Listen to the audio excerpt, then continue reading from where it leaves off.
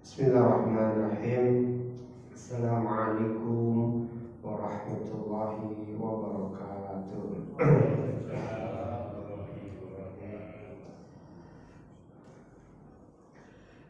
Innal hamdalillah nahmaduhu wa nasta'inuhu wa nastaghfiruh wa na'udzu billahi min shururi anfusina wa min sayyiati a'malina. Man yahdihillahu fala mudilla lahu wa man yudlil fala hadiya lahu.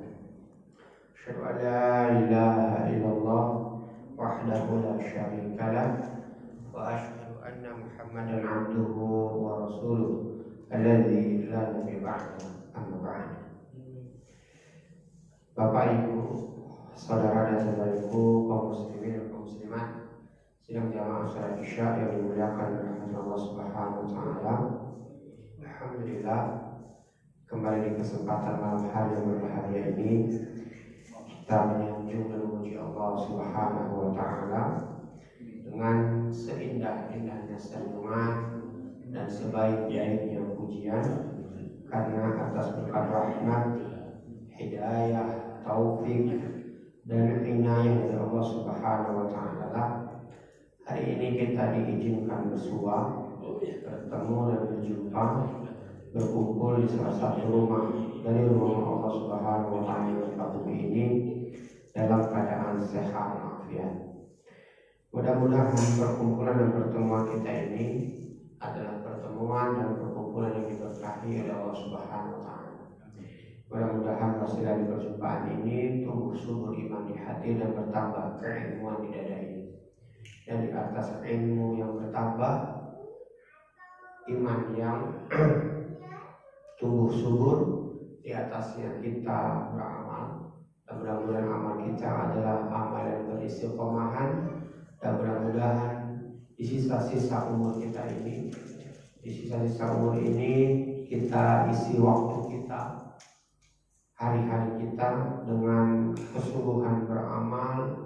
Mudah-mudahan dengan kesemangatan beramal inilah kelak Allah Subhanahu wa taala panggil kita dalam keadaan kita sedang menyembahnya, dalam keadaan kita sedang melaksanakan perintahnya.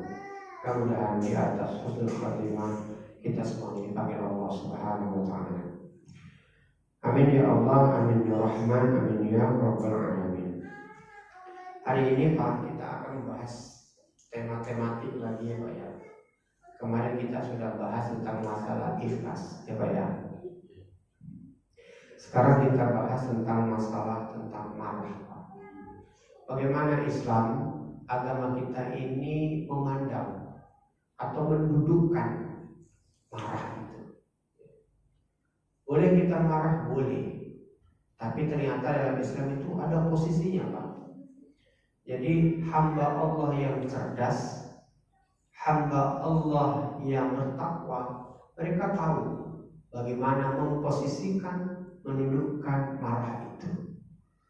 Karena ada marah yang tercela, ada marah yang diridhoi, ada marah yang mendapatkan berkah, dan ada marah yang hanya memperoleh murka.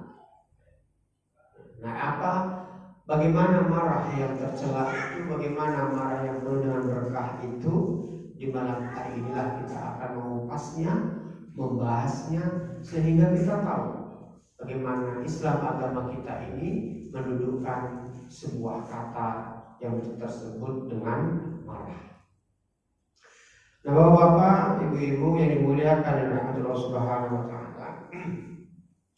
Pada satu ketika Pak, ada seorang laki-laki datang kepada Rasulullah SAW. Dia datang melangkahkan kaki dengan penuh semangatnya, lalu duduk di hadapan Rasulullah SAW.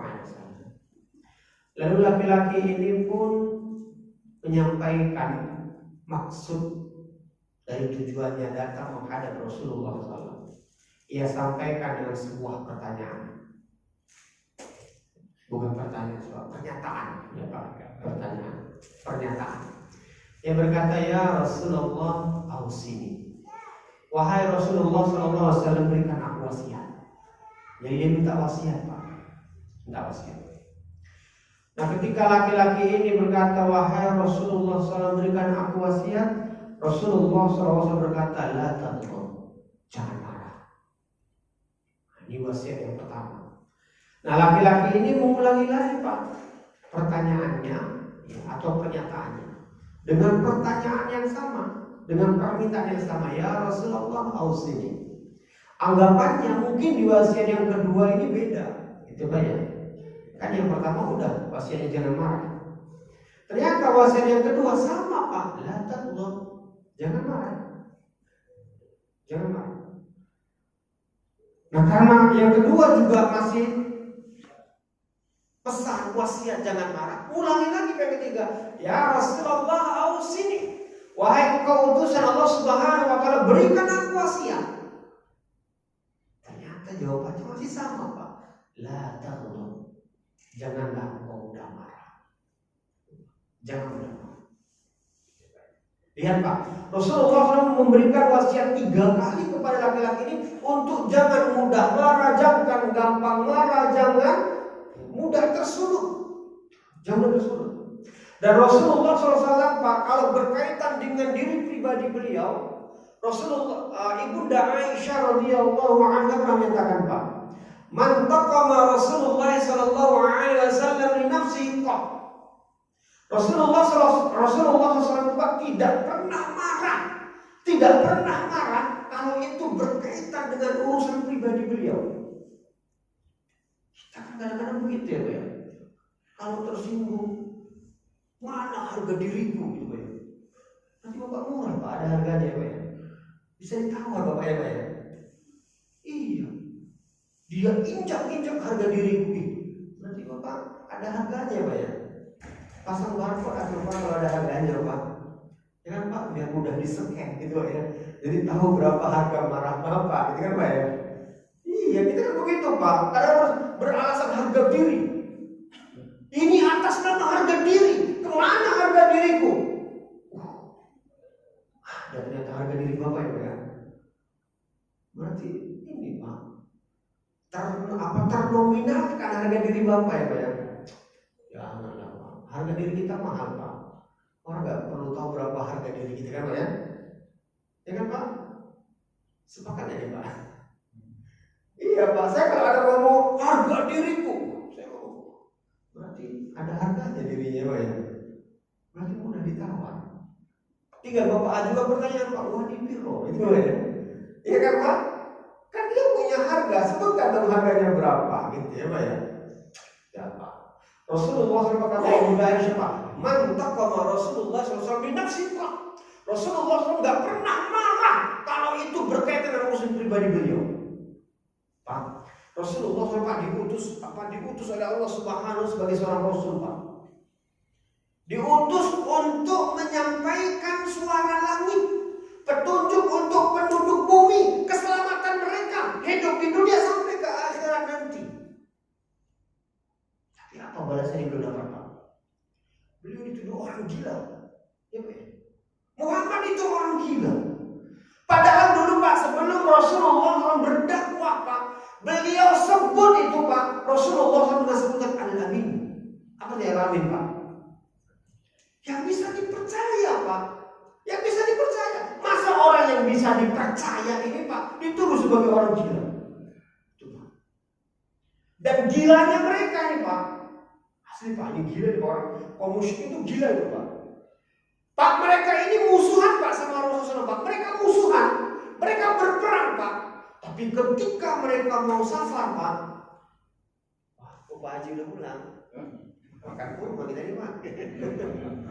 Ya Pak, mampu ya Pak ya. Makan kurma kita Pak ya. Pak, gilanya orang kaum musyrikin itu Pak, dia tuduh Rasulullah SAW dengan orang gila. Tapi ketika mereka mau safar Pak, mau pergi ke Syam misalkan Pak, mereka mau pergi ke Romawi misalkan Pak, barang berharga kan lama Pak. Ke Syam itu 2 bulan minimal Pak, sebulan perjalanan, sebulan kembali Pak.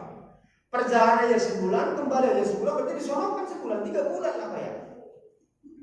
Lama mereka Pak, itu mereka kalau punya barang berharga Pak, entah itu emas, entah itu intan, permata, berlian, Itu mereka akan titipkan kepada Rasulullah SAW orang yang mereka tuduh sebagai orang gila. Padahal musuh Pak, teman bertempur, teman bertarung Pak. Tapi Muhammad, aku mau safar ke Syam. Ya kenapa? Aku punya barang titip yang sama kamu ya. Tuh Pak, saking percayanya Pak, karena saya udah alamin Pak. Saking percayanya. Sama teman-temannya yang lain gak percaya mereka Pak. Gak percaya. Bapak pernah baca kisah bagaimana Ibunda Khadijah bisa satu cinta kepada Rasulullah. Saya ceritain sebentar ya Pak ya. Sebentar saja Pak. Pak, Ibunda Khadijah waktu itu wanita yang kaya Pak. Beliau janda, betul janda Pak, tapi janda kaya raya, saudagar Pak. Itu Pak nggak kurang-kurang Pak, pembesar kaum Quraisy itu Pak. Pembesarnya, bangsawannya, hartawannya, bisnismennya datang untuk melamar Pak. Tapi mereka semua datang dengan menawarkan harta. Wahai Khadijah, kau minta berapa mahar? Sebutkan. Wahai Khadijah, kau minta apa? Katakan. Kami siapkan, kami sediakan. Cuy, kan Ibnu Khadijah nggak tertarik Pak Ibnu Khadijah Pak. Nggak tertarik kenapa? Karena beliau juga orang kaya dan beliau tahu semua kelakuan dari ya, bangsawan ini Pak. Bajingan semua gitu. Iya Pak. Ya orang dulu kan kalau nggak mabuk, kalau nggak ini Pak. Ya, bagaimana mereka? Ya Khadijah kan karena orang kaya Pak, punya saudagar kaya Pak, makanya mereka muliakan. Kalau wanita biasa Pak, mereka rendahkan Pak. Kan mereka malu punya anak perempuan kan Pak. Wanita itu mereka sangat rendahkan Pak. Kenapa? Karena wanita itu mereka nggak bisa diajak ngapain Pak, nggak bisa diajak perang, nggak bisa diajak di apa untuk dibangga-banggakan Pak. Malu mereka yang perempuan Pak. Khadijah karena orang kaya saja mereka muliakan Pak. Nggak tertarik Khadijah Pak, nggak tertarik. Tapi satu ketika Pak, Ibunda Khadijah mendengar kabar Pak. Di sana ada seorang pemuda Muhammad namanya yang sangat amanah sekali orangnya. Bisa dipercaya sampai Al-Amin bilangnya. Ibunda Khadijah nggak percaya Pak. Di zaman yang begitu rusak, zaman itu jangan rusak Pak. Jahiliyah namanya Pak. Jahiliyah itu bukan mereka butuh masalah ilmu pengetahuan, enggak Pak. Mereka itu cerdas, pintar Pak. Mereka kan berjalan itu Pak menempuh safar ke Syam itu memang pakai kompas Pak. Enggak, mereka cukup lihat bintang Pak. Mereka tahu arah angin Pak. Dan itu gak ada tanda-tanda Pak, gak ada rambu-rambu Pak. Gak ada. Hari ini ada gundukan di sini Pak, besok ternyata ada badai pasir Pak, hilang itu gundukan Pak. Rata lagi jalan Pak. Loh, kemarin di sini kayaknya ada gunung deh, udah hilang Pak. Tuh Pak. Pakai apa? Pakai bintang mereka nya Pak. Saking hebatnya mereka Pak. Pelacurnya itu Pak, kan pelacurnya itu Pak, kalau rumahnya masih terbuka siapa bisa masuk. Kalau pintu sudah terkunci berarti sudah ada orang Pak. Ya Pak ya. Nah itu berapa orang yang datang Pak? Nanti begitu dia hamil Pak, orang yang datang tadi panggil semuanya Pak. Panggil semuanya. Ya. Lalu datanglah ahlinya Pak. Kalau kita sekarang tes DNA namanya Pak ya. Dulu enggak Pak, ahlinya itu cukup lihat tapak kaki anak bayinya Pak. Lihat tapak kaki anak bayinya, dilihat ya telapak tangan bapaknya Pak, laki-laki semua yang pernah hadir Pak. Langsung kata ahlinya, dia anakmu. Gak bisa nolak Pak. Langsung dibawa pulang itu anak Pak. Si wanitanya kembali ke profesi awal Pak. Tuh. Begitu Pak, itu gimana itu Pak? Kita sekarang pakai DNA kan Pak. Dia cukup lihat tapak kaki bayi, lihat tapak tangan kan bapak. Dia anak boyfriend bin fulan. Gak bisa nolak Pak. Itu berarti mereka cerdas kan Pak? Itu berarti mereka pintar kan Pak? Tapi kenapa disebut dengan jahiliyah Pak? Begitu Pak. Jangan begitu. Nah ibu doanya gak ada percaya Pak. Kok ada pemuda yang Al-Amin gelarnya Pak. Sampai akhirnya Pak, ya ibu doanya waktu itu Pak punya barang dagangan yang mau harus dijualkan ke Syam Pak. Dia utus pembantunya, kau panggil pemuda Nabi Muhammad itu. Datang Rasulullah Pak. Datang pemuda Ibnu Khadijah, datang dengan penuh wibawa Pak. Matanya tak jelalatan, ya Pak ya, tertunduk-tunduk saja Pak. Tunduk dengan penuh wibawa Pak. Tidak mau menatap dengan apa ya Pak ya, kalau kita sekarang Pak. Menatap dengan bina, apa ya bina apa ya? Apa bahasanya Pak? Kurang gak tahu. Apa Pak? Pokoknya begitu jelalatan gitu loh Pak. Apa itu sih Pak? Pokoknya begitulah, bawa paham ya Pak ya. Antara kita aja Pak ya. Pura-pura nggak tahu apa sih. Jadi Rasulullah datang Pak dengan Pak, enggak mau jelalatan matanya Pak melihat Ibunda Khadijah. Enggak Pak.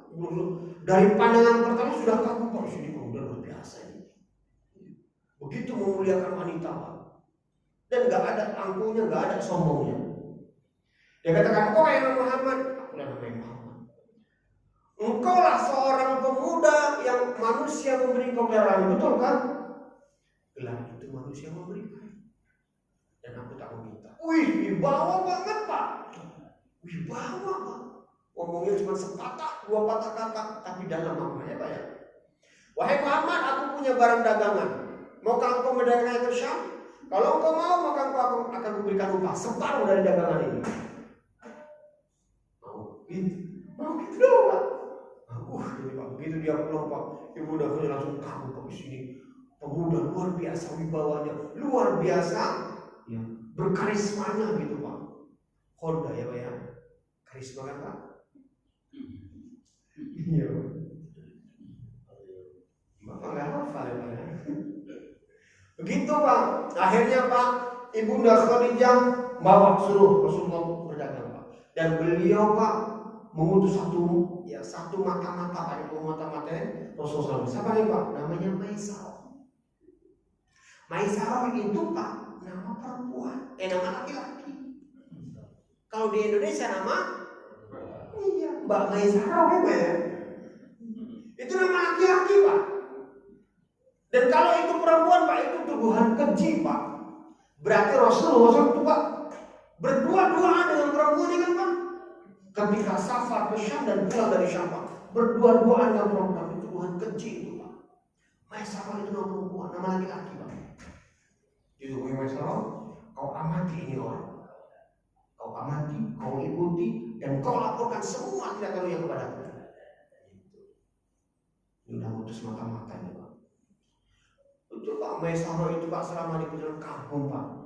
Rasul semua orang yang gak banyak berbicara. Tapi kemana saja beliau bergerak Pak, ada awan yang memayungi Pak. Kok ada awan yang memayungi gitu Pak. Jadi beliau gak kena panas Pak. Ada awan yang memayungi. Dan beliau Pak menempuh sebuah sistem perdagangan yang waktu itu di luar nurul Pak. Iya. Karena waktu itu para pedagang semuanya curang Pak. Barang yang buruk, barang yang baik mereka campur dan mereka jual dengan harga barang yang kualitas bagus Pak. Curang semuanya Pak. Rasulullah enggak Pak. Dia pisahkan barang yang jelek dan dia tunjukkan barang yang bagus. Dia ceritakan barang ini kualitasnya seperti ini, barang ini seperti ini. Ini harganya segini. Orang semua waktu itu tertawa Pak, ini orang rugi nih. Khadijah rugi nih, ngutus orang yang gak ngerti dagang. Jadi itu Pak, ngutus orang yang gak tahu berdagang. Ini calon burukan di barang gitu Pak. Gak laku, berjabur tuh barang gitu Pak ya. Gak laku, ternyata enggak Pak. Ternyata belum waktunya, habis barangnya Pak. Ternyata waktu itu orang-orang senang Pak dengan kejujuran yang Rasulullah Pak. Orang-orang bisa memilih barang tanpa merasa takut tertipu. Habis barang Pak, yang jelek yang baik semuanya habis Pak. Yang punya uang pas-pasan beli yang jelek, yang punya barang lebih, yang punya uang lebih beli barang yang bagus Pak. Habis Pak.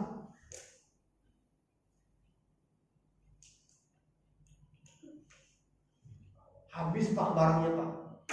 Pulang Pak. Begitu pulang Pak, Ibunda Khadijah kaget. Ini belum waktunya pulang, udah pulang.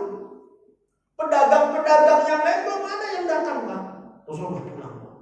Dan membawa keuntungan berlipat-lipat, nggak pernah bawa untung sebanyak itu Pak. Dagangnya cepat pulangnya dan untungnya juga berlipat. Oh, mulai kagum Pak Ibnu Khadijah. Cukup sampai situ ya Pak ya. Kapan-kapan kita lanjutkan lagi. Kan tema kita bukan itu Pak. Begitu Pak. Beliau dituduh dengan orang gila Pak. Padahal orang semua percaya Pak. Marahkah Rasulullah dibilang orang gila? Enggak Pak. Beliau enggak marah Pak. Sampai-sampai Allah menurunkan satu ayat untuk membela kehormatan utusannya Pak. Untuk membela kehormatan Nabi-Nya Pak. Di soal Al-Qalam Pak. Wal qalami wa ma yasturun wa ma anta bi ni'mati rabbika bimajnun. Nun kata Allah. Nun wal qalami wa ma yasturun, demi pena dan apa-apa yang tertulis di dalamnya. Wa ma anta bi ni'mati rabbika bimajnun. Tidaklah engkau wahai Muhammad atas kesempurnaan nikmat dari Allah Subhanahu wa taala sebagai orang gila. Lihat Pak, Rasulullah enggak bela diri Pak, enggak bela diri. Enggak bela. Dibilang orang gila, beliau enggak peduli Pak. Kata beliau enggak pernah beliau marah kalau kaitan dengan diri pribadi beliau, enggak marah. Dibilang orang gila, orang sinting, orang apa Pak, orang pau gitu ya. Kalau orang ngaji kan orang pau katanya. Pau banget. Enggak peduli Pak, enggak pernah ambil pusing Pak, sampai Allah yang bela Pak. Allah yang bela. Beliau pernah Pak berdakwah ke Taif Pak, berdakwah ke Taif. Berdakwah ke Taif mau memberikan petunjuk Pak, tapi di sana apa yang beliau dapatkan Pak? Beliau dilempari, dipermalukan, dileceh-leceh ya. Nah, pokoknya dibully lah, diejek-ejek Pak. Apa kita sekarang Pak? Dipersekusi ya, gitu Pak ya. Dipersekusi beliau Pak. Nah, marah beliau Pak? Enggak Pak. Beliau dilempar, saya berdarah giginya Pak. Marah beliau? Enggak Pak, enggak marah. Beliau enggak marah Pak. Siapa yang marah Pak? Malaikat penjaga gunung Pak marah Pak. Malaikat aja punya rasa marah loh Pak. Ya, makanya dulu kalau ada usaha saya bilang, malaikat nggak punya hawa nafsu. Saya ketika baca hadis ini loh, itu malaikat marah. Itu punya nafsu itu apa ya? Punya nafsu kan Pak? Punya Pak. Marah malaikat Pak. Marah. Saking marahnya datang menemui Rasulullah. Wahai Muhammad, perintahkan aku mengangkatkan gunung ini. Kuangkat wahai Muhammad, kutimpakan kepada mereka. Dan mati mereka semuanya. Kurang ajar banget sama utusan Allah. Nah gitu loh Pak ya. Ya kan Pak? Perintahkan wahai Muhammad. Kenapa Pak? Malaikat minta kepada Rasul untuk diperintahkan Pak. Biar dia punya alasan Pak, gak dimarahin sama Allah gitu Pak ya. Kamu ngapain? Nyangka ngomong ini kamu tiba kepada mereka, mati semua orang Taif. Nabimu yang nyuruh, gitu kan Pak ya. Ada alasan Pak malaikat Pak, nabimu yang nyuruh, gitu kan Pak. Padahal malaikatnya yang marah Pak. Malaikatnya yang marah. Gemes malaikat, silakan Pak. Gemes lah Pak malaikatnya Pak. Enggak Pak. Rasulullah enggak marah Pak, Rasulullah enggak nurutin Pak, Rasulullah enggak mengiyakan, enggak Pak. Malah beliau berdoa ya Pak, Allahumma ighfir qaumi fa innahum qaumun la ya'lamun. Ya Allah, ampunilah dosa kaumku, sesungguhnya mereka adalah orang-orang yang enggak tahu. Enggak marah Pak. Beliau enggak marah. Malah malaikat yang bilang kendali Pak. Beliau pernah Pak pakai sorban ya Pak ya, pakai sorban Pak, ditarik sama orang Arab Badui Pak, leher dulu sampai merah. Wahai Muhammad, aku mau ini, sampai merah Pak, membekas Pak. Berarti kan sakit itu kan Pak, sakit orang Pak mau ini. Iya. Nanti ya aku selalu enggak mau sekarang. Umar marah Pak Umar, Umar penggali kepalanya orang ini itu Pak ya. Iya Pak, Umar marah. Kalau tidak biarkan dia wahai Umar, jangan marah, gitu ya, jangan marah. Dikasih Pak. Coba, Masya Allah, begitu Pak. Begitu akhirnya Rasulullah Pak. Beliau nggak marah, nggak udah marah. Iya Pak ya, nggak udah marah. Nah, ini Pak menunjukkan untuk urusan pribadi Rasulullah SAW nggak pernah marah. Pernah ada seorang laki-laki Pak datang kepada Rasulullah. Rasul kata, la taqdu walakal jannah. Wahai fulan bin fulan, janganlah engkau mudah marah, maka untukmu surga, untukmu surga. Itu Pak, nggak boleh disuruh mudah marah, untukmu surga, untukmu surga. Jadi marah itu Pak, Islam memposisikannya Pak sebagai hal yang itu normal Pak, marah itu normal. Tapi Islam Pak mendudukkan di kedudukannya, di posisinya, nggak sembarangan kita melepasnya Pak. Lihatlah sekarang Pak, betapa banyak anak-anak yang terluka jiwa gara-gara ayah yang mudah marah, ya Pak ya. Betapa banyak wanita Pak, para istri itu Pak, ya, yang sakit hatinya ya gara-gara suami yang mudah marah, ya, suami yang mudah marah. Dan orang yang marah itu Pak, ya, ini ada jurnalnya loh Pak. Orang yang murah marah itu Pak, itu ternyata dipeneliti Pak lebih pendek umurnya daripada orang yang sabar. Iya Pak, penelitiannya itu ekstrim loh Pak.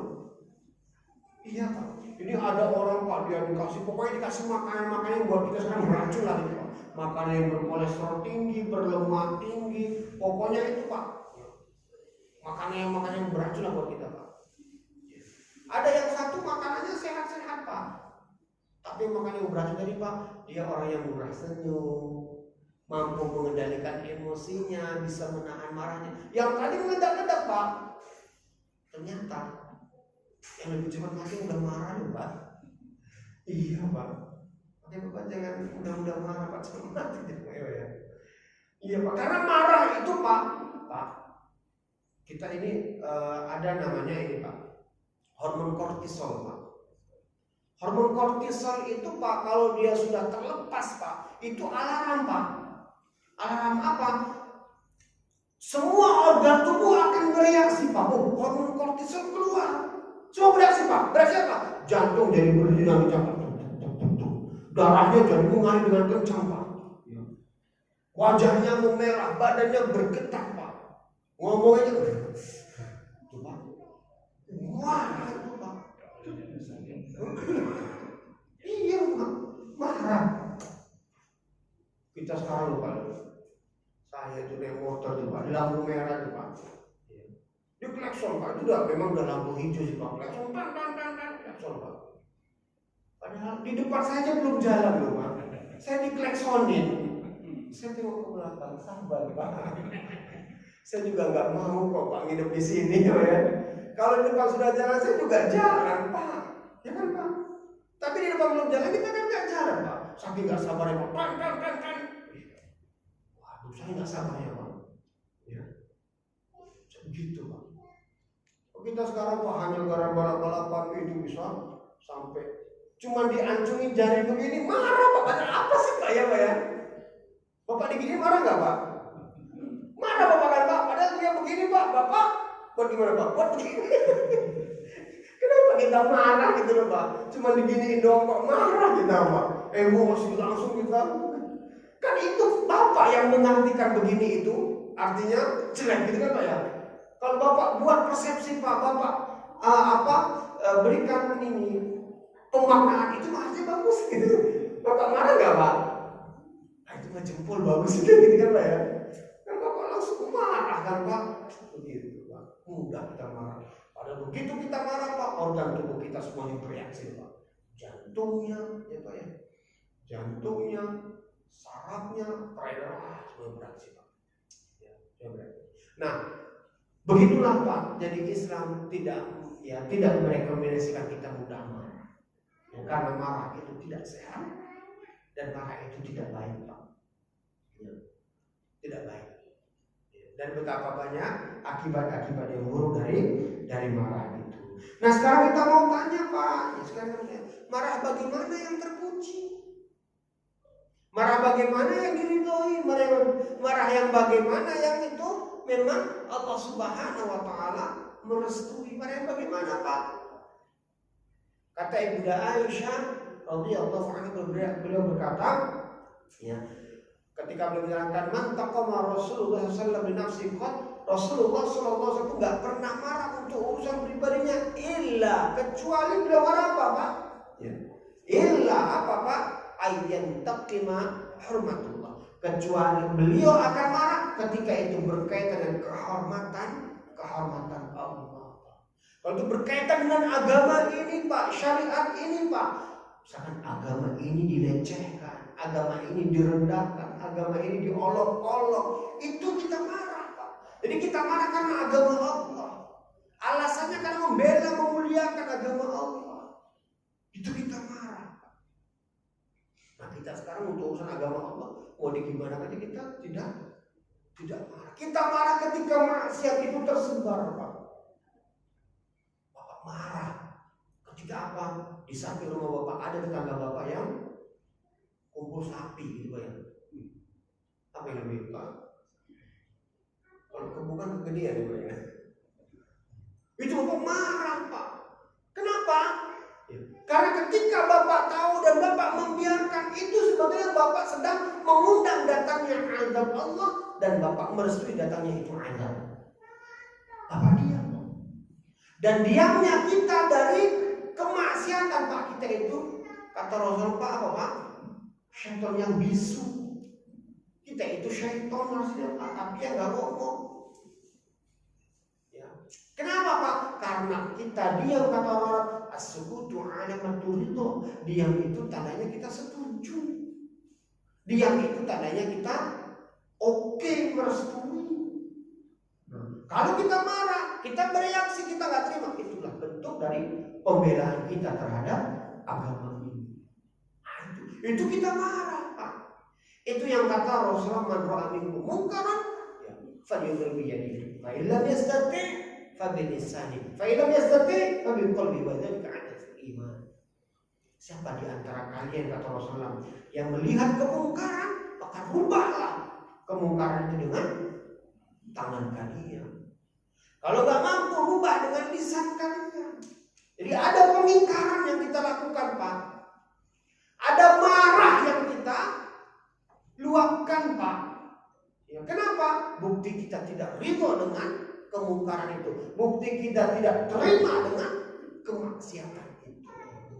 Tapi kita sekarang lihat, Pak, ada kemaksiatan diam kan, Pak? Gak berani kita ingkari, gak berani kita bereaksi, ya kan, Pak? Gak berani. Padahal itu bukti dari kita itu marah, ya. Jadi marah kita dalam rangka membela agama, bukan karena ego diri,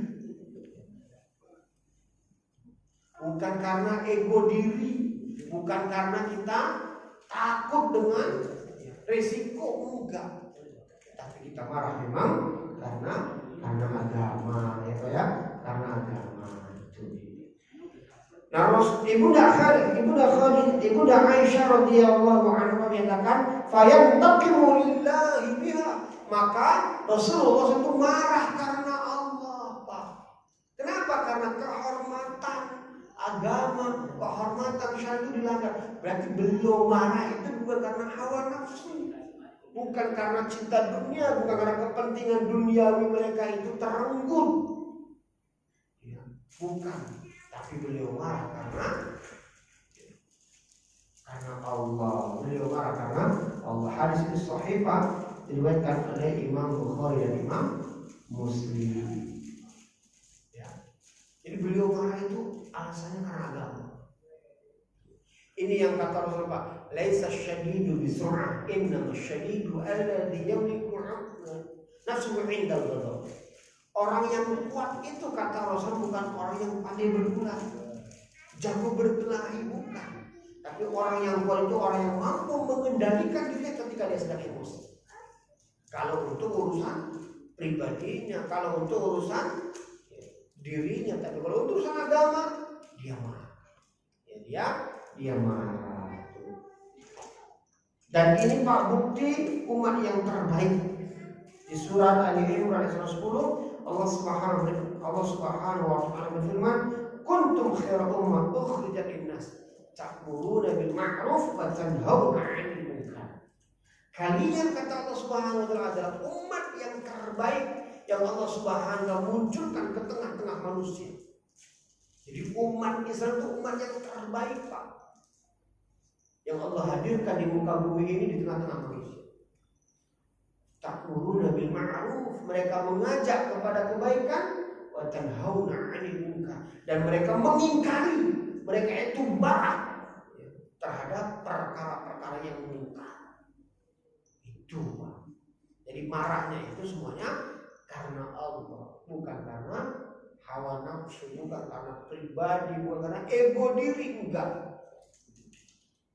Nah, ini berarti, Pak, jawaban untuk kita selama ini, Pak, ya. Kenapa kita itu, hati kita itu kok mudah panas, Pak? Karena kita belum bisa menundukkan emosi itu yang sebenarnya. Pak, dulu, Pak, pas gini-gini, Pak, ya, lagi duduk-duduk begini, Pak, Rasulullah lagi duduk-duduk gini, Pak, dengan para sahabatnya, Pak. Tiba-tiba saja Rasulullah berkata, "Pak, akan lewat di depan kalian calon penghuni surga."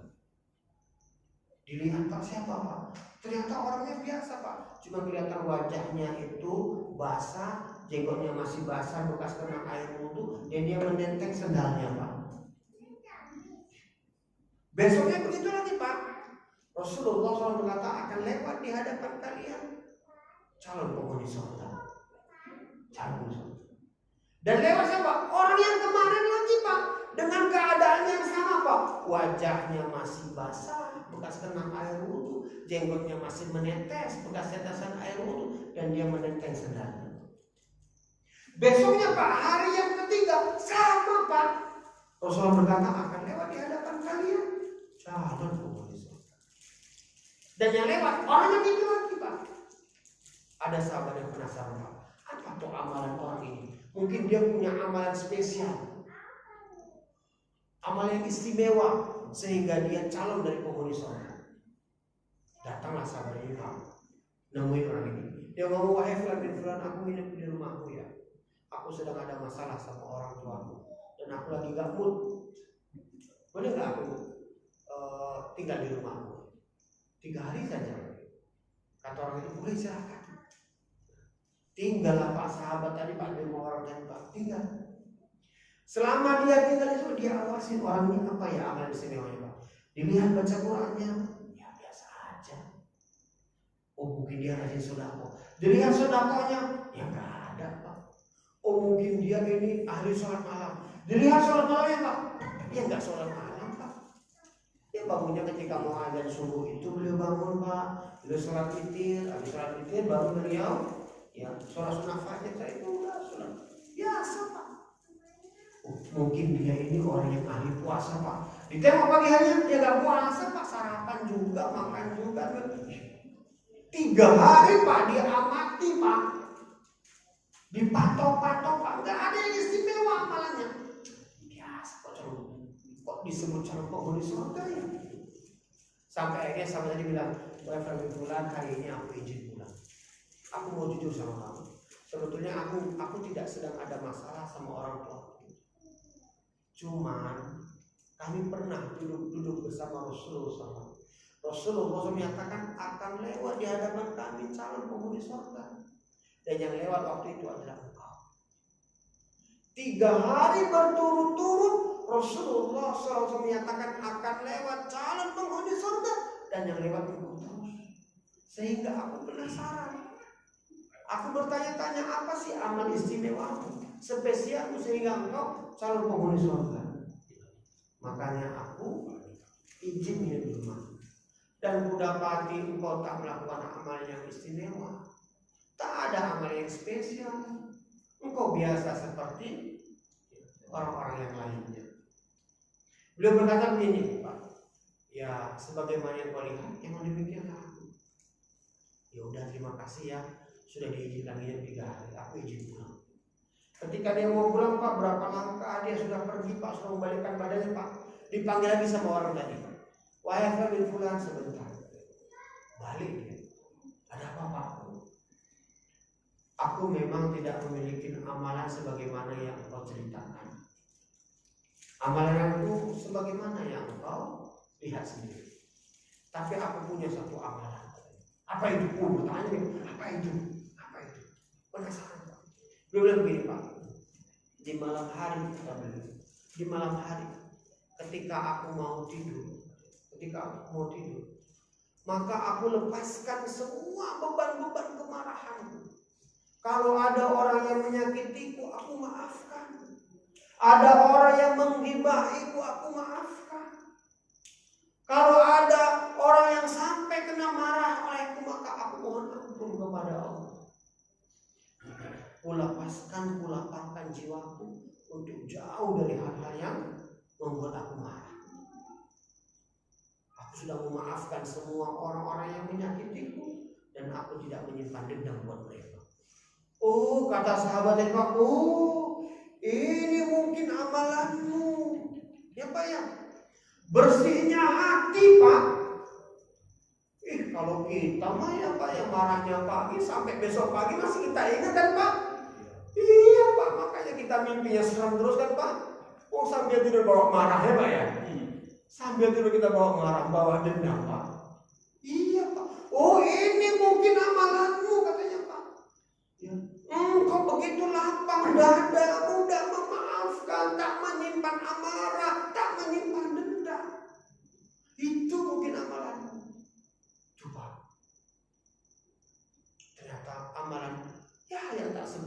Pak, hanya melapangkan dada, menghilang amarah, menghapus emosi Pak, itu ternyata berbuah sorga. Makanya udahlah Pak, kita sekarang kalau mau tidur ya lah Pak ya. Jangan hanya mengistirahatkan badan Pak, tapi juga mengistirahatkan apa Pak? Pikiran Pak, jiwa Pak, hati Pak. Saat tidur aja masih dongkol Pak. Gitu Pak ya. Tahu-tahu kira-kira gitu kan Pak ya. Itu mungkin sudah sebuah marah itu ya Pak. Apa renang kata Pak? Kalau tengah malam itu kita mimpi apa serem itu, apa namanya itu Pak? Pokoknya begitu mimpi serem gitu Pak. Itu bagian dari apa Pak? Emosi kita yang belum terlepas Pak. Iya. Saya punya kebiasaan Pak. Saya kalau udah malam itu Pak, kalau sudah mau tidur Pak, saya banyak bersyukur pada terima kasih ya Allah, hari ini Kau beri aku sehat, Kau beri aku anak-anak yang sehat, Kau beri aku istri yang sabar. Udah gitu saja Pak, sampai saya tertidur Pak. Saya bersyukur semuanya. Kan Pak ya? Kemarin saya ke Bandung Pak, kalau dari Bandung saya bersyukur, ya Allah terima kasih ya Allah Kau selamatkan aku. Bukan tak ngantuk kita Pak, ngantuk juga kita nyetir itu kan Pak. Bukan kita tak capek-capek kita Pak, tapi alhamdulillah Allah selamatkannya sampai di rumah Pak. Karena sepanjang jalan kita lihat Pak, ada orang yang nabrak pembatas jalan Pak ya. Ada orang yang sampai bannya apa, muka mobilnya kemana, belakangnya entah di mana. Itu kan tidak karena lelah, karena ngantuk kan Pak ya. Bersyukur kita Pak saya. Terima kasih ya Allah. Puji Allah ya Allah. Terus panjang malam begitu aja Pak. Tidurnya lelah Pak. Dan tidur itu bukan soal lama Pak, tapi soal berkualitas Pak. Iya. Rasulullah tidurnya gak lama Pak. Beliau habis isya itu Pak. Habis isya kalau gak ada urusan yang lain-lain Pak, gak ada urusan yang penting-penting itu Pak, beliau segera tidur Pak. Habis isya beliau tidur Pak. Ya. Nanti sepertiga malam beliau bangun Pak. Sepertiga malam itu jam berapa Pak? Kalau misalkan malam itu jam 6 ya Pak ya. Jam 6. Ya subuh itu misalkan jam 4 lah kita katakan, jam 5 lah kita katakan. Hah? Setengah 4 Pak. Setengah 5 Pak ya. Pokoknya jam dipasin jam 5 ya Pak ya, biar enggak susah banget. Boleh enggak Pak ditawarin ya Pak? Coba Pak ya, jam 6 ya Pak ya, jam 6, 7, 8, 9, 10, 11, 12, 1, 2, 3, 4, 5, 12 jam aja Pak ya. Dibagi 3 Pak. Ya. Apa dibagi apa Pak? Ya dibagi sepertiga Pak, kan sepertiga malam Pak. Ya kan Pak? Bagi berarti berapa? Berarti jam 8 udah tidur ya, jam 8 nih, jam 9, 10, 11, jam 12 udah bangun dia Pak. Jam 12 bangun Pak, cuma 4 jam dia tidur Pak. Iya, tapi berkualitas tidurnya Pak. Tidur dalam keadaan pikirannya tenang, hatinya semua emosi itu lepas Pak. Lelah tidurnya Pak, badannya sehat. Beliau juga gak pernah sakit Pak. Rasul itu gak pernah sakit Pak. Gak kita, banyak banget keluhannya apa ya? Makan emping. Ya Pak ya? Iya Pak. Makan soto itu kan dia pakai emping ya Pak ya? Kepingin kita makan emping Pak. Kata sih kita cobalah satu ya kalau kepingin gitu ya. Iya ya, kayaknya enak banget mah ya, coba satu nggak apa-apa. Begitu coba satu Pak, malamnya nggak bisa tidur kita Pak ya. Sholat ruku udah susah rukunya Pak ya. Rasul nggak pernah sakit Pak, nggak pernah sakit. Pulang Pak, sholat subuh beliau Pak, sholat subuh pulang ke rumah, nanya sama istrinya, wahai istriku hari ini ada apa? Nggak ada apa-apa. Ya udah puasa Pak, gampang banget Pak. Ya udah puasa hari ini, puasa Pak. Masya Allah. Tanya lagi, ada apa bukaan kita? Bukannya nggak ada apa-apa Rasul kecuali kurma dan air zam-zam. Alhamdulillah Pak, makan kurma sama air zam-zam doang. Kita ada donatnya, ada pizzanya ya Pak ya. Iya Pak, ada lontongnya, ada arung-arungnya Pak. Ya itu aja masih kurang ya Pak ya. Iya. Teh manisnya belum lagi Pak ya. Es buahnya belum juga ya Pak ya. Begitu Pak, kurang lengkap. Apa bukaan kita Pak? Gak pernah sakit Pak Rasulullah, gak pernah sakit beliau Pak. Beliau sakit cuma sekali dan sakitnya yang membuat beliau meninggal dunia Pak. Badan beliau sangat panas. Ya. panas banget Pak, sampai kalau ada air yang paling dingin itu Pak, dikompreskan Pak, ya kainnya Pak, langsung airnya ini kering Pak, saking panasnya pada beliau Pak. Itu tok, dan di negara itu belum meninggal dunia. Beliau tidur jam 8, jam 9 sudah bangun Pak. Selamat malam beliau Pak, sampai mau subuh Pak. Dan begitu mau subuh Pak, beliau istirahat sebentar Pak, sampai azan subuh beliau bangun lagi Pak. Begitu, yang berkualitas Pak. Beliau tidur tidak bawa marah, tidak bawa dendam, tidak membawa emosi. Kita mudah banget marah ya Pak. Iya Pak. Di sini ada Pak Dokter, Pak tanya deh Pak Dokter, betapa banyak penyakit yang datang gara-gara marah nggak jelas-jelas ya Pak ya. Iya, dari emosi-emosi yang kita tak beraturan. Iya Pak. Udah, siapa ya sekarang jangan mudah marah ya Pak ya. Jangan mudah marah. Dan itu bukan menunjukkan kita itu hebat kalau kita gampang marah. Apalagi urusan di jalan Pak, di jalan itu kan begitu ya Pak ya. Semua orang mau buru-buru, semua orang mau cepat-cepatan Pak. Yo, bisa marah-marah Pak. Silakan Mas kalau mau duluan gitu ya. Kan enak banget ya Pak ya. Iya enak banget. Ya, mobil kita tetap duet Pak. Sanggup gak itu Pak? Qadarullah wa syafa'at. Takdir dari Allah. Apa yang Allah tentukan pasti sudah terjadi gitu Pak ya. Keluar mobil lihat tabrak, maaf ya Pak ya, qadarullah Mas gitu. Enak banget ya Pak ya. Nggak perlu kan kita marah-marah. Memang kalau kita marah-marah bisa ditarik lagi Pak, orangnya jadi mundur, nggak jadi nabrak lagi Pak, mobil Bapak nggak bisa kan Pak. Cukup bilang iya Pak, gimana Mas? Diganti gitu ya. Iya diganti. Wah saya nggak ada uang apa begini. Subhanallah. Mungkin dengan beginilah rezekiku keluar gitu lah ya. Gampang banget Pak. Iya Pak. Pak Rasulullah Pak pernah Pak, beliau pernah pergi sama Pak sahabat Pak. Waktu itu sampailah di sebuah tempat Pak, yang sampai sekarang masih ada Pak pohon-pohonnya Pak. Di pohon-pohon itulah dulu para sahabat berteduh Pak. Dan Rasul sama Pak berteduh di sebuah pohon yang lain Pak. Dia berteduh Pak di pohon Pak. Tidur siang itu Pak. Dan pedang beliau letakkan Pak. Tiba-tiba datang orang-orang Badui Pak. Karena ada iming-iming jadi hadiah, siapa yang bisa membunuh Muhammad ya, atau membawa wahyu atau mati diberikan hadiah Pak. Orang-orang tahu kayaknya Muhammad Pak. Dipegang Pak pedangnya Pak, ditempelkan di lehernya Pak. Dia berkata, wahai Muhammad, bangun. Kalau hari ini ku penggal kepalamu, siapa yang akan membela wahai Muhammad? Allah yang membela Pak. Allah akan menjaga. Jatuh itu pedang Pak. Kurang jatuh, kaget Pak. Bergetar hatinya Pak. Gantian diambil Pak. Hai kamu, kalau hari ini ku penggal kepalamu, siapa yang akan menolongmu? Siapa yang akan menjagamu? Siapa yang akan melindungimu? Gak ada wahai Muhammad, kecuali kalau kamu maafkan aku. Oh begitu para sahabat bangun semua Pak. Langsung pada datang bawa pedang semua Pak. Udah bangun para sahabat. Ada. Ini mau bunuh Rasulullah. Para sahabat udah semangat Pak. Mati nih orang ini, mati nih gitu Pak ya. Siapa yang nyalakanmu? Gak ada yang Muhammad, kecuali kalau engkau memaafkan aku. Apa kata beliau Pak? Sekarang engkau memaafkan, pergi. Pergi Pak. Mudah Pak memaafkan kalau kita Pak. Ya Allah, hatiku sakit. Iya Pak ya. Iya itu Pak. Bapak cari pendukung. Begitu Pak ya. Bapak cari pendukung supaya bareng-bareng membenci dia ya kan. Sebegitu doa. Rasulullah Pak nyawa loh Pak. Nyawa. Dan ini orang yang sudah ada niat untuk membunuh Pak. Dimaafkan Pak. Ketika kesempatan itu datang, posisi itu terbalik Pak.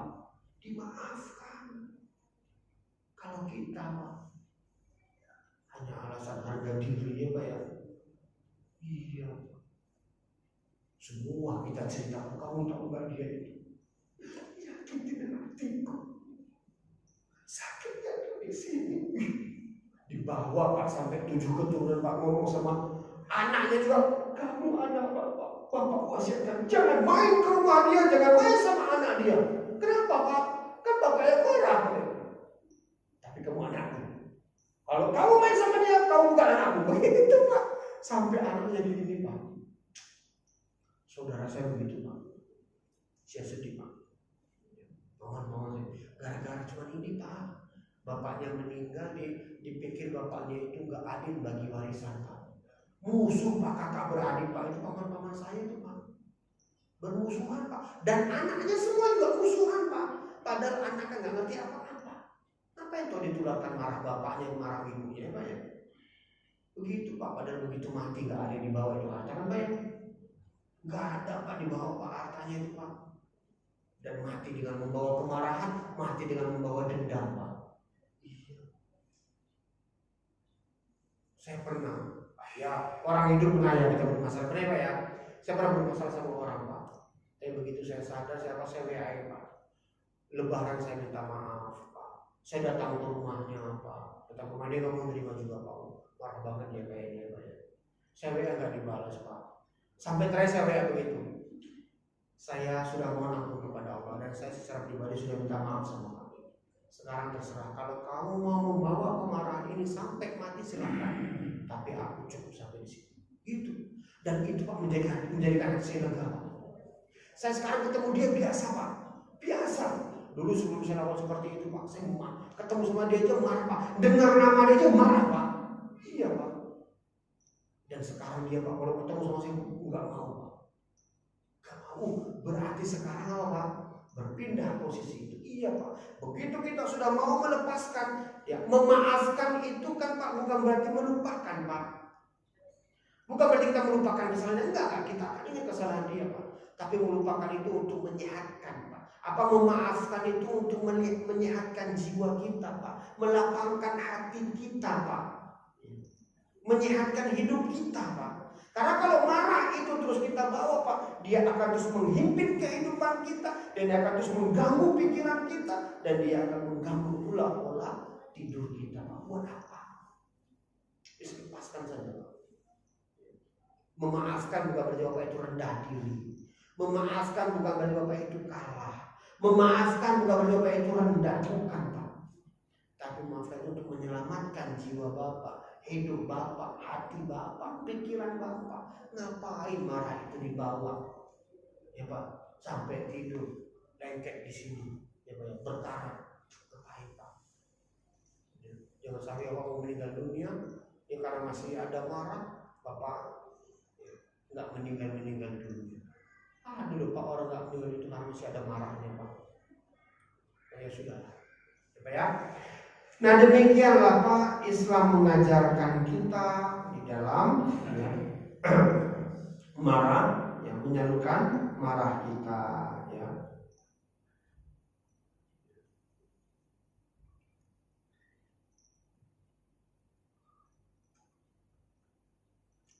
Cukup Pak, mungkin ini Pak ya. Sudah jam 9.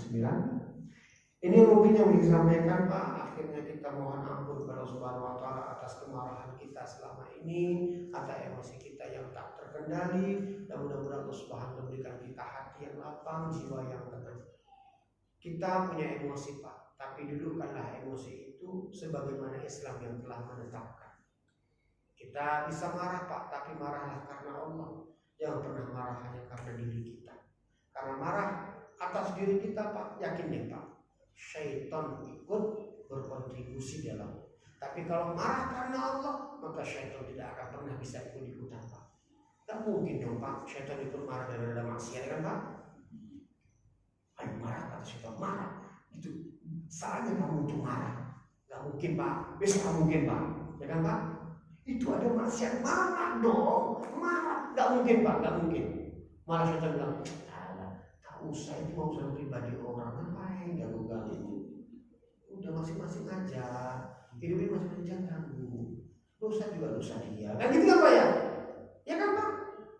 Yakin deh Pak, kalau marah karena Allah, syaitan tidak akan bisa berkontribusi Pak. Tapi kalau marah karena diri, marah karena emosi, pasti syaitan ikut berkontribusi Pak. Yakin deh. Makanya kalau marah karena diri Pak, marah karena emosi Pak, selesai nyesal, ya kan Pak? Bapak marah sama anak Bapak, marah Bapak cubit dia Pak, berbekas itu Pak, cubitan itu Pak. Ketika dia malam tidur, Bapak tatap wajah polosnya, nyesel nggak Bapak? Nggak nyesel ya Pak ya? Bapak keras hati Bapak ya Pak ya? Hah? Nyesel Pak, karena saya 6 tahun juga sudah sering marah Pak. Tapi habis itu saya nyesel Pak. Saya lihat, saya tatap wajahnya kalau tidur itu kan anak kita itu lucunya kalau pas tidur doang ya Pak ya. Kalau udah matanya Pak melek Pak gemes ini Pak ya. Iya, udah nyesel itu ya.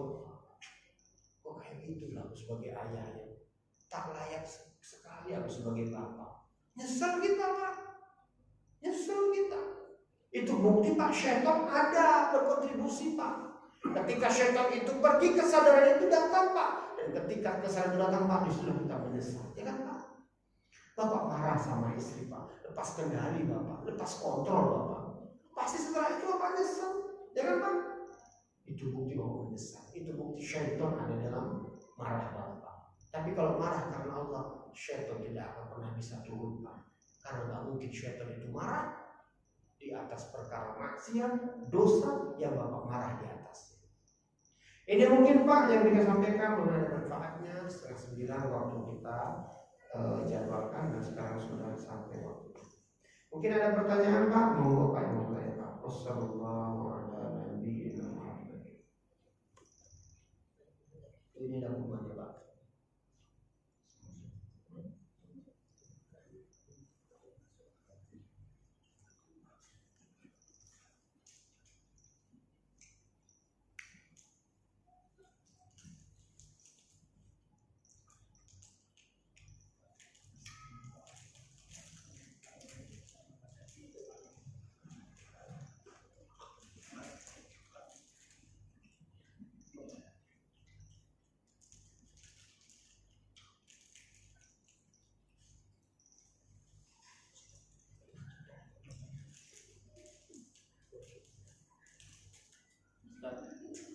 Ya Pak, kalau sekarang kalau kita lihat medsos kan kita emosi terus ya. Kalau lama pemerintah gitu ya, naik pokoknya banyak lagi itu gimana? Biasanya hilang. Iya. Ya sekarang ya sebagaimana yang kita sampaikan tadi Pak. Marah kita tidak merubah keadaan Pak.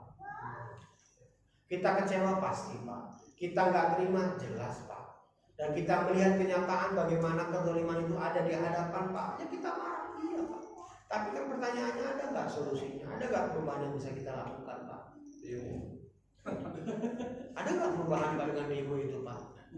Enggak kelihatan. Hah? Lagi bereaksi. Ya sekarang Pak, marah kita tidak menghasilkan solusi Pak. Solusi yang paling terbaik adalah berdoa Pak. Berdoa kepada Allah untuk memberikan pemimpin yang baik, pemimpin yang amanah. Itu doang Pak. Senjata kita itu kata orang begitu Pak. Doa silahul mukmin. Doa itu senjatanya orang muslim. Hanya doa yang hari ini bisa kita banyak panjatkan Pak. Cari di waktu-waktu yang mustajab berdoa Pak, minta sama Allah. Karena marah kita tidak akan pernah menghasilkan solusi. Yang ada apa Pak? Kericuhan, keributan, bakar-bakaran dan sebagainya kan Pak. Apalagi ada orang ngambil kesempatan dengan keributan itu.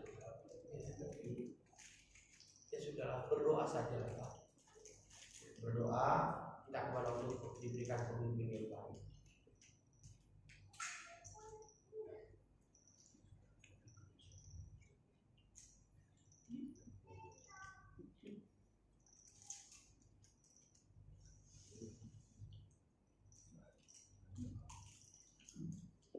Ada lagi Pak?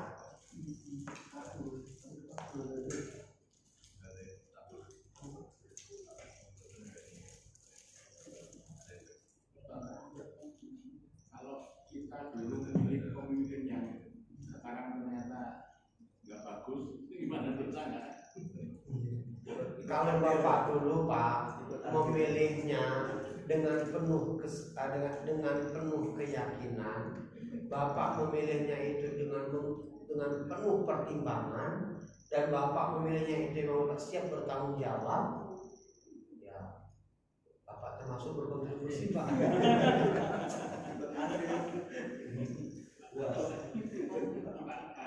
Atau nggak milih aja Pak. Itu bukan biasa. Nah kalau misalkan Bapak milih karena percaya dengan janjinya, Bapak dulu milih karena memang yakin dengan programnya, ya berarti Bapak termasuk yang tertipu.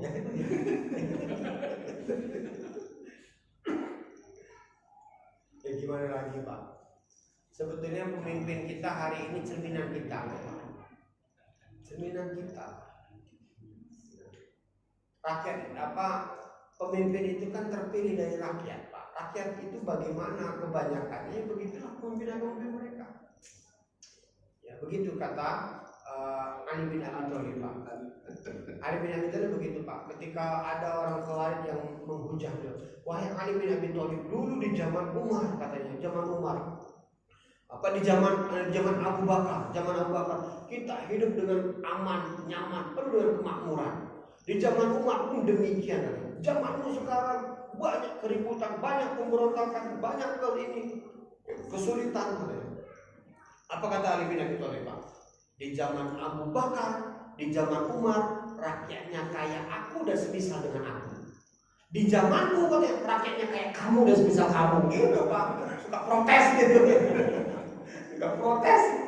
Kayak kamu rakyatnya, gitu Pak. Mana ngaturnya coba Pak? Nah, itu Pak.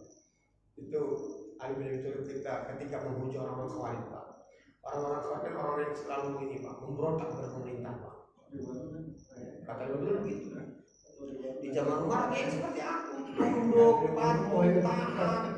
Di zamanku rakyatnya kayak kamu, pemberontak semuanya, pengkritik semuanya. Ya, kayak gitulah jadinya. Jadi kalau mau baik negeri ini, baikkan rakyatnya. Kalau mau negeri ini, negeri yang baldatun thayyibatun wa rabbul ghafur, maka amanahlah jadi rakyat, Pak. Amanah jadi rakyat. Masjidnya penuh salat subuh. Udah Pak, masjidnya penuh dengan sholat subuh. Kalau salat subuh dengan penuh enggak. Apa artinya masjidnya penuh dengan sholat subuh? Apa artinya apa? Berarti udah kembali kepada fitrah Islam. Iya itu Pak. Artinya semua orang masyarakat sudah kembali ke agama mereka. Sudah tahu subuh itu ya adalah perintah Allah. Ya kan Pak? Begitu. Kalau sekarang kan enggak. Jumat. Tuh, hari Jumat doang yang penuh Pak. Ini Pak, sama pergi kerja, pergi kerja rame-rame penuh ya. Saya kan ini Pak, Jumat pagi ada jalan subuh di sini Al Mukhtar itu Pak. Itu saya Pak berangkat jam 4 Pak ya. Itu saya lihat tuh Pak, kopi kenangan rame anak muda itu Pak. 4 jam. Iya Pak, rame anak muda itu Pak, nongkrong di situ Pak. Itu Pak. Tapi pas begitu ada Pak, ada yang diantara mereka yang pulang, ada yang diantara mereka tetap di situ. Saya pikir bagaimana Islam ini mau bangkit, bagaimana negeri ini mau makmur Pak. Anak-anak muda yang nongkrong di kopi-kopi yang ini Pak. Padahal kalau mau kopi doang beli aja di Dewi Kopi itu Pak. Buat kopi di rumah itu ya lebih enak dan murah ya Pak ya. Iya Pak. Keluar Bapak ini Pak, keluar jam 3 jam 4 Pak. Penuh itu anak muda itu Pak. Anak muda itu. Saya bilang anak muda itu. Mereka yang harapan agama kan Pak. Sedih karena begitu. Ya begitu. Jadi gimana?